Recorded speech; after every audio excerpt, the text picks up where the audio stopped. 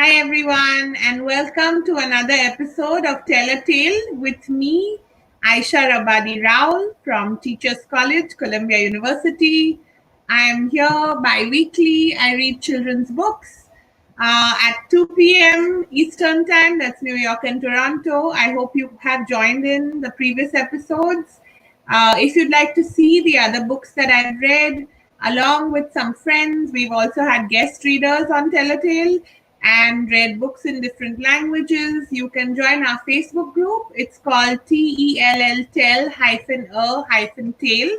So send in a request and I'll approve you. You can join the group and see all the previous videos. You can also be a part of the community.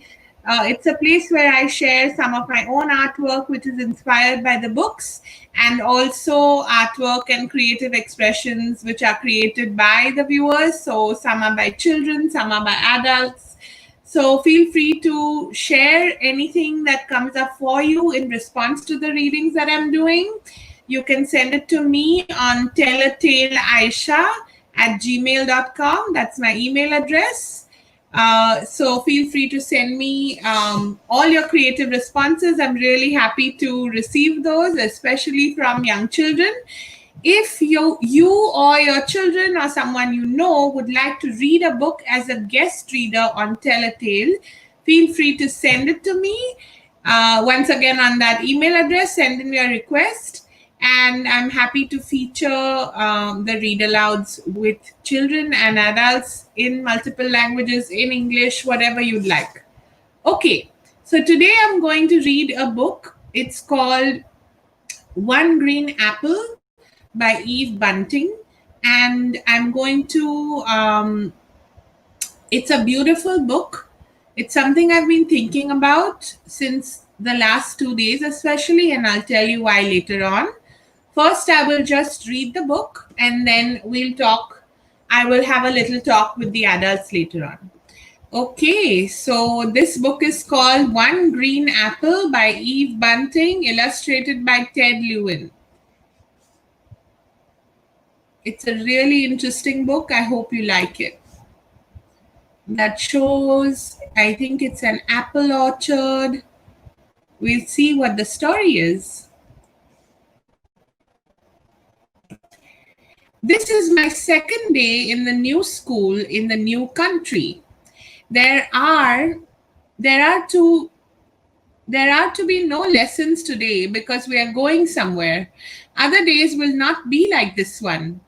Tomorrow I will go again to the class where I will learn to speak English. Mothers drive us to the start of an orchard where a hay wagon is waiting. We climb on and lean against the bundles of hay. The wagon is pulled by a tractor and we jolt along. I think it odd to have boys and girls sit together. It was not like this in my village. So as you can see, there are children who are going for a field trip to an apple orchard.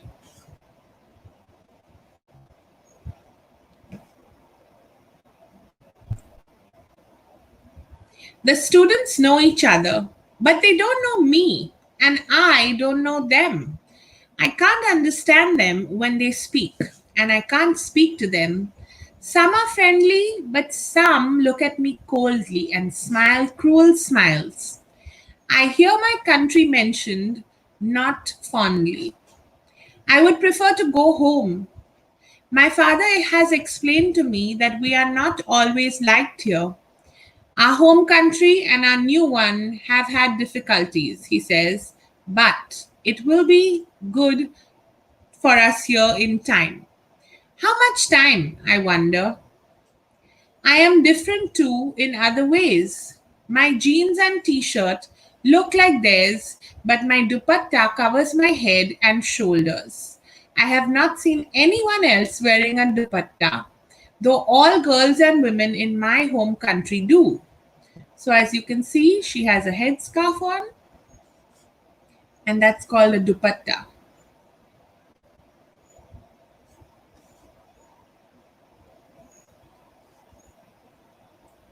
The girl who sits next to me smiles and points to herself. Anna, she says. She points to me. Farah. I nod and say, Farah, which is my name. Then I look across the field where cows graze. I am tight inside myself. Three dogs come and run in front of us. I think they belong here and know the way. I once had a dog called Hadees.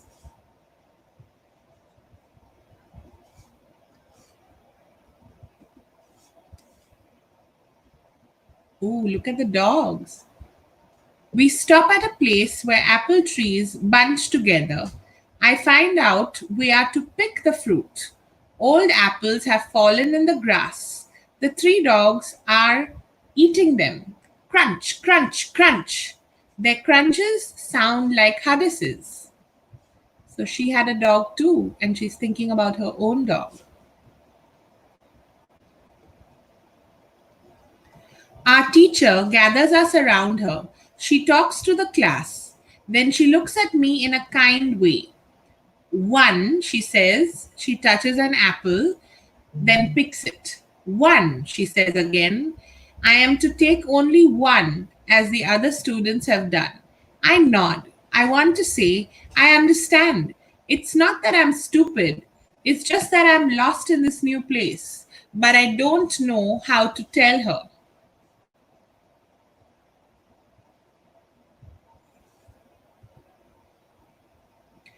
I pull away from the rest.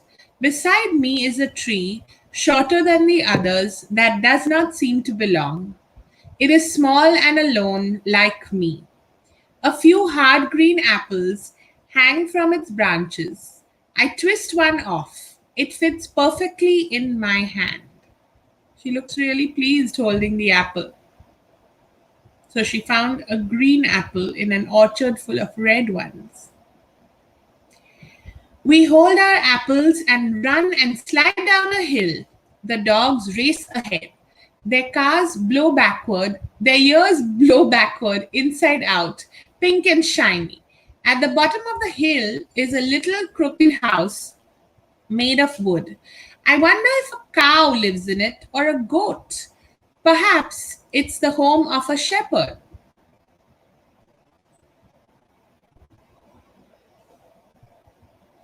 In the house is a wooden machine with a metal handle.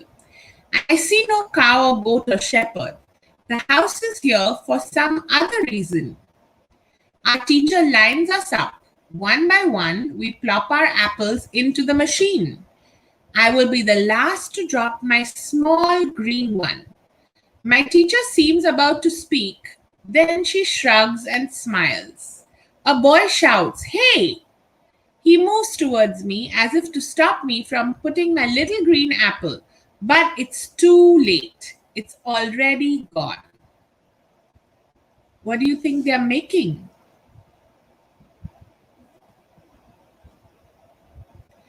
There are blades inside the machine that chop the apples. Ka-chunk, ka-chunk, ka-chunk. The students begin to push on the handle that presses the chopped up apples. The skin and the pulp stay in the bag while the juice flows through. I hang back, not sure if I should be with the others. Pushing the handle must be hard. They lean against it and grunt. I'm strong. I can help. I take a step toward them.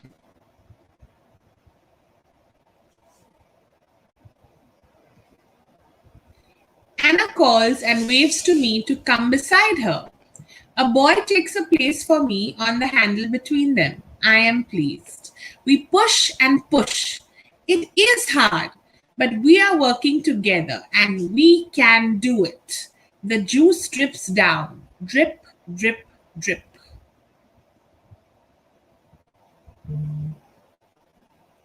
Our teacher has brought paper cups. We line up again, fill them, and drink. We lick our lips. I think I taste my special apple. Apple cider, Anna says. That must be what we are drinking. I say the word inside myself where it can't be heard. Apple. The other word is too difficult. Our teacher is speaking. She is holding out a bag for our cups and making signs that we must get ready to leave.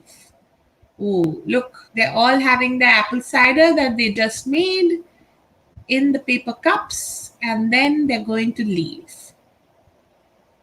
Anna sits next to me in the wagon as we ride back. There's a boy on my other side. Jim, he says, and points to himself. I nod. Jim, I say silently. Hay tickles my arms and makes Anna sneeze. It smells of dry sunshine.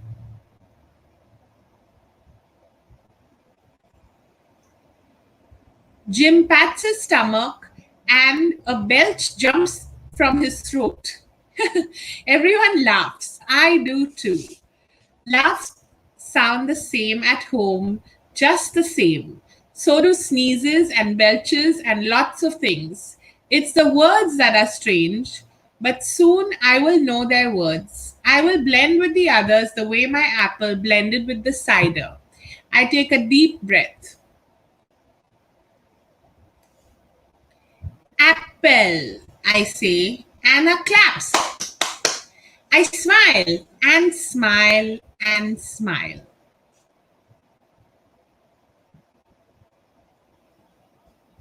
It is my first outside myself word. There will be more.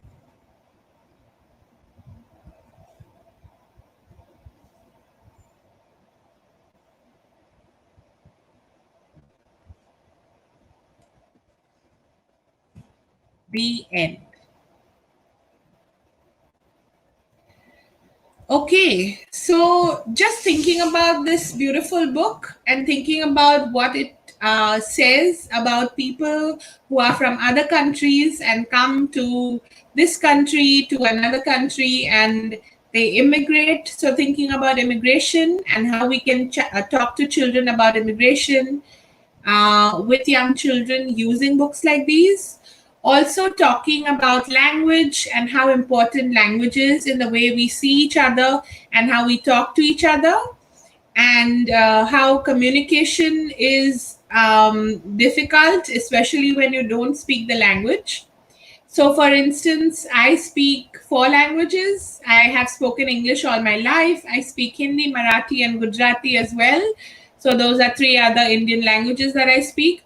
But I don't speak some of the other foreign languages that are popular over here.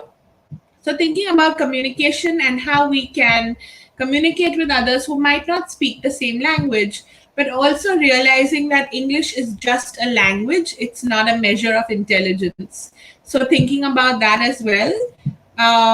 In many nations that are colonized, like mine, India, we think that the English language is the only language in which you can measure intelligence. And if you speak English well, that means you're educated. But just thinking about the fact that there are so many other countries in the world and so many other languages, and there's so much knowledge in those languages, and we need to appreciate all of those. So, just thinking about those issues. Also, thinking about the xenophobia that people have against people who come from different countries, especially to the US right now and what's going on. And just thinking about how we can be more inclusive, how we can value each person, especially thinking about the international students that come to the US. We come to the US because we see the US as a land of opportunity. We see the value in getting ourselves educated here. So I think that it's really important to have more diversity and think about how that diversity also adds to the US culture and what we can learn from each other. All right, so that's it for today, for Tell a Tale today. Thank you for tuning in. And I'll see you once again next week on Monday, every Monday and Wednesday at 2 p.m. Thank you, everyone. Bye.